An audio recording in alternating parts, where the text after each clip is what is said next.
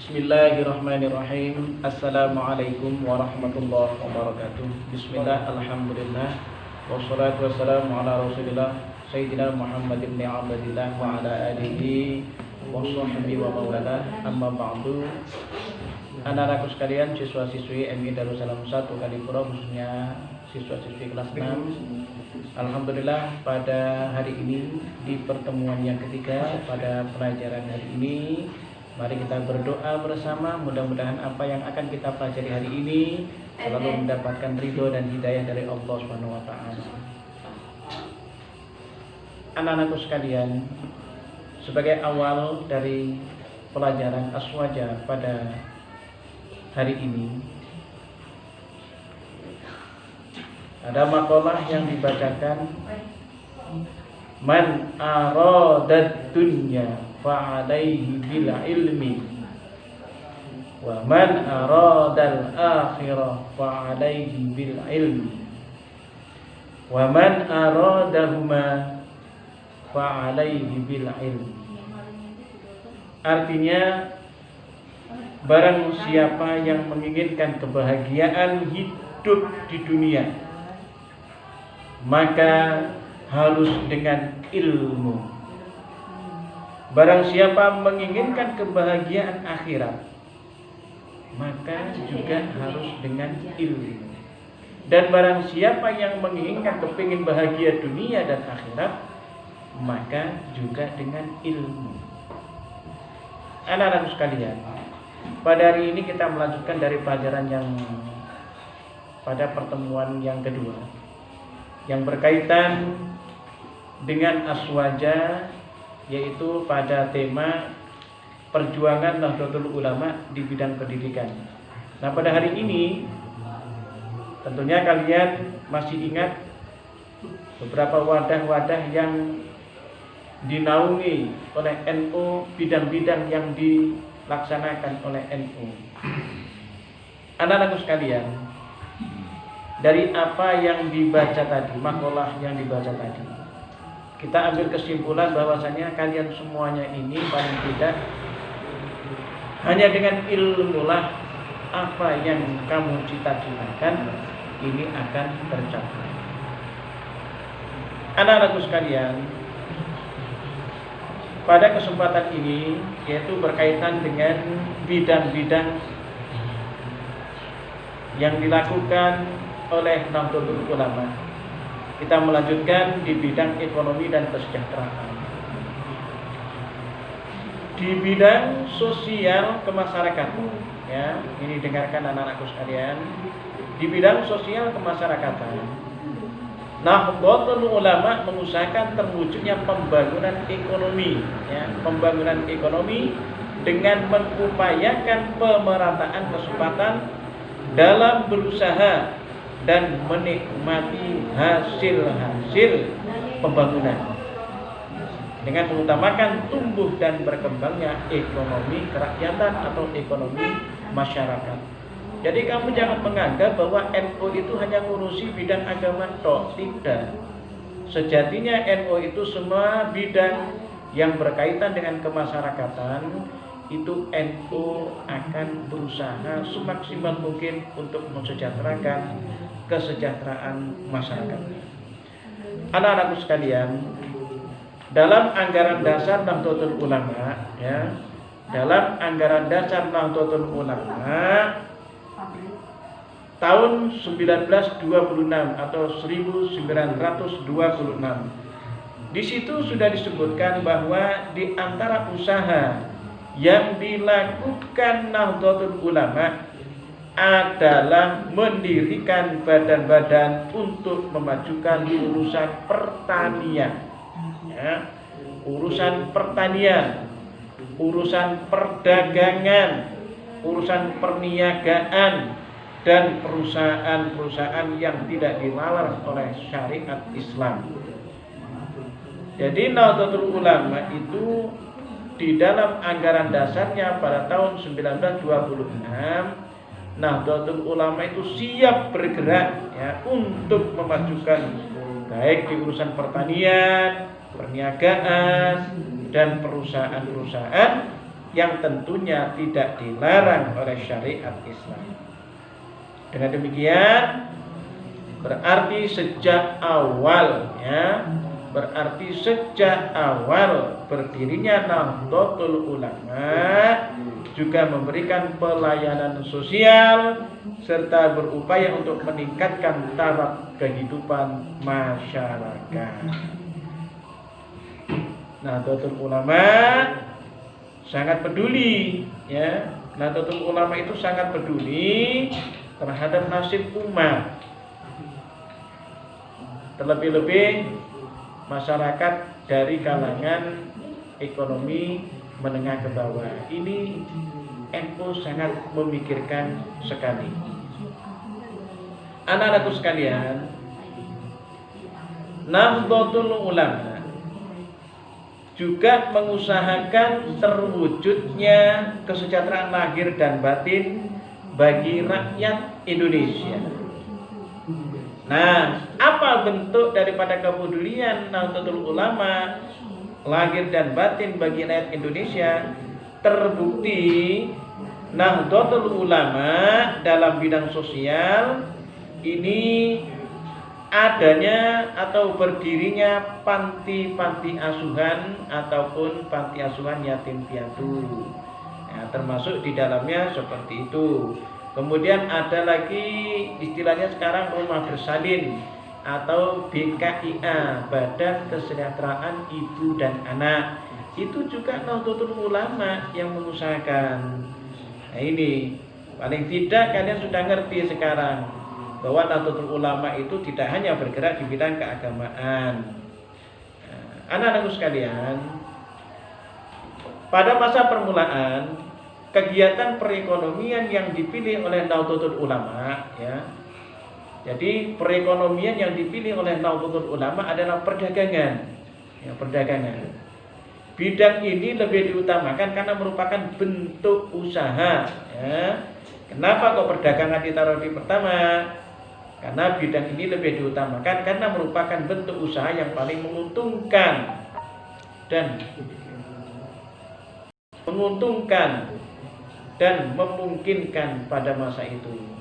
Sedangkan alasan lainnya adalah karena banyak warga Nahdlatul Ulama yang bekerja sebagai pedagang selain mengajar di pesantren ataupun di madrasah. Nah, untuk melancarkan kegiatan perdagangan, maka pada tahun 1929 dibentuklah istilah syirkah tijariyah. Syirkah tijariyah. Apa syirkah tijariyah itu anak-anak sekalian? Yaitu koperasi niaga. Koperasi niaga yang menjual berbagai macam kebutuhan pokok seperti beras, gula, kopi, sabun, dan sebagainya. Kemudian anak-anakku sekalian, bidang lain yang menjadi program utama Nahdlatul Ulama adalah pertanian. Bidang ini dijadikan pilihan. Kenapa? Karena sebagian besar warga Nahdlatul Ulama itu adalah para petani, anak-anakku sekalian. Jadi para petani. Nah, untuk keperluan tersebut, maka Nahdlatul Ulama ini membentuk sebuah lembaga, namanya Lembaga Pengembangan Pertanian Nahdlatul Ulama atau disingkat LP2NO, LP2NO, dan Koperasi Pertanian Nusantara. Di samping Lembaga Pengembangan Pertanian Nahdlatul Ulama, juga ada lagi namanya Koperasi Pertanian Nusantara atau disingkat Koptanu, Koptanu. Jadi Koptanu itu artinya Koperasi Pertanian Nahdlatul Ulama. Anak-anakku sekalian, kedua lembaga, jadi kedua lembaga tersebut ini tentunya bertugas membina para petani, ya. Kemudian menyalurkan kredit pertanian melalui kelompok tani dan membentuk hasil pertanian yang ada di daerah masing-masing. Itu sesuai perkembangan dan tuntutan. Ya, anak-anakku sekalian, sesuai perkembangan dan tuntutan warga Nahdlatul Ulama di bidang ekonomi, maka dibentuklah lembaga-lembaga lain selain daripada yang tadi saya sampaikan, LP2NU, kemudian Koptanu. NU itu juga membentuk beberapa lembaga, di antaranya yaitu ada istilah LPNU, ya, LPNU. Apa LPNU itu? Lembaga Perekonomian Nahdlatul Ulama. Kemudian ada lagi LPTKNU, ya, ada LPTKNU. Apa itu? Lembaga Pengembangan Tenaga Kerja Nahdlatul Ulama. Kemudian ada lagi syarikat, ya, ada lagi Syarikat Buruh Muslimin Indonesia, ya, ada lagi Syarikat Buruh Muslimin Indonesia atau disingkat Sarbumusi, ya, disingkat Sarbumusi. Bahkan yang lebih besar anak-anakku sekalian, bahwasanya PBNU, ya, pengurus besar Nahdlatul Ulama. Jadi PBNU itu pengurus besar Nahdlatul Ulama. Ini telah memiliki PT. Ini kalau PT itu sekarang sudah banyak yang istilahnya berada di wilayah-wilayah kabupaten, karena PT itu merupakan salah satu ajang bagaimana bisa mengurangi pengangguran. Nah, ini diantara kalau yang sudah terbentuk yang dikelola oleh Nahdlatul Ulama pada waktu itu, PT Duta Dunia Perintis yang mendirikan beberapa bank, ya, beberapa bank perkreditan rakyat atau BPR. Ya, itu anak-anakku sekalian dari beberapa lembaga-lembaga yang dibentuk oleh Nahdlatul Ulama.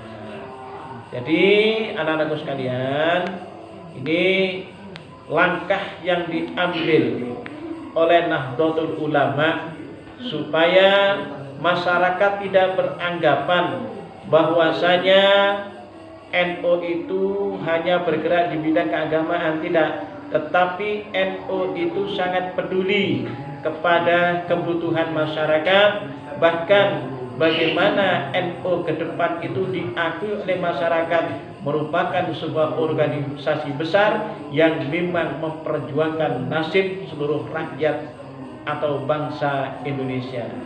Jadi anak-anakku sekalian, kalian tidak usah khawatir. Kalian kalau seandainya ditanya oleh masyarakat apa itu NU, ya tentunya kalian harus bisa memberikan pandangan besok, ataupun orang tua kamu menanyakan bagaimana langkah-langkah NU, apa yang dikerjakan NU, tentunya kamu sudah punya landasan dasar. Besok kamu bisa mengamalkan, sampaikan kepada mereka bahwa NU itu tidak hanya bergerak di bidang pendidikan, di bidang keagamaan, tetapi NU juga memikirkan masyarakat ke depan, bagaimana menjadi masyarakat dalam perekonomian yang lebih baik. Bukan hanya orang-orang tertentu atau pemerintah-pemerintah tertentu yang memikirkan masyarakat ini, tetapi inilah keistimewaan daripada Nahdlatul Ulama yang selalu memikirkan umat, khususnya umat Nabi Muhammad Sallallahu Alaihi Wasallam. Demikian anak-anakku sekalian, sebagai sambungan dari bab yang pertemuan kedua kemarin. Untuk selanjutnya anak-anakku sekalian, tolong nanti kalian membaca dari bab-bab yang sudah Bapak sampaikan mulai pertemuan yang pertama, kedua, dan hari ini, karena ada beberapa kata yang harus kalian ingat, diantaranya adalah mengenai singkatan-singkatan tadi. Mohon singkatan-singkatan tadi dihafalkan. Di antaranya LP2NO, kemudian Koptanu, ya.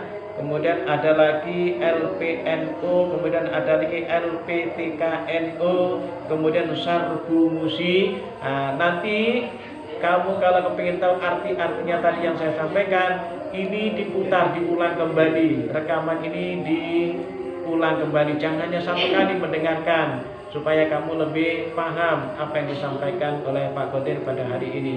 Terima kasih anak-anakku sekalian. Mudah-mudahan pelajaran hari ini bisa bermanfaat dan bisa kita amalkan. Amin Allahumma amin. Wassalamualaikum warahmatullahi wabarakatuh.